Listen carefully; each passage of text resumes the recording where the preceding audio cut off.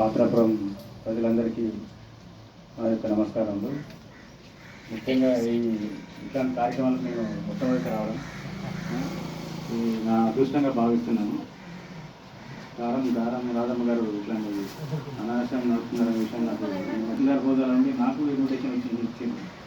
ఇట్లాంటి కార్యక్రమానికి నేను చాలా అదృష్టంగా భావిస్తున్నాను. ఇట్లాంటి కార్యక్రమాలకు అదుగా ఎవరికి అవకాశం రాదు. ఇట్లా అనాథ వాళ్ళకు అన్నీ దానం చేసి పండ్లు ఫలాలు బట్టలు కానీ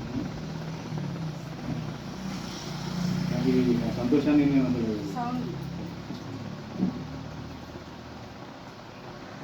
అదృష్టంగా భావిస్తున్నాను. రాధమ్మ గారు కూడా ఇట్లాంటి కార్యక్రమాల్లో కూడా మీ ఉన్న రోజుల్లో నేను కూడా ఎప్పటికీ కేదరు వారే ఉంటాము. అలా అనావశ్యంగా నేను కూడా సహాయపడతాయి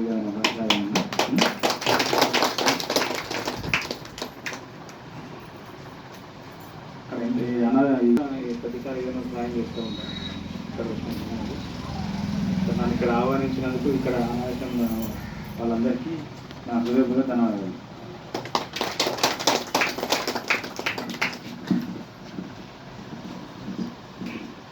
చాలా ఇది స్టార్ట్ అయ్యి 8 సంవత్సరాలు సార్. 8 సంవత్సరాల నుంచి కూడా చాలా ప్రతి సంవత్సరం కూడా మంచిగా నడుపుకోవడం జరిగింది. అలాగే మన వైస్ చైర్మన్ కోటి వెంకటేశ్వర గారితో మాట్లాడారు.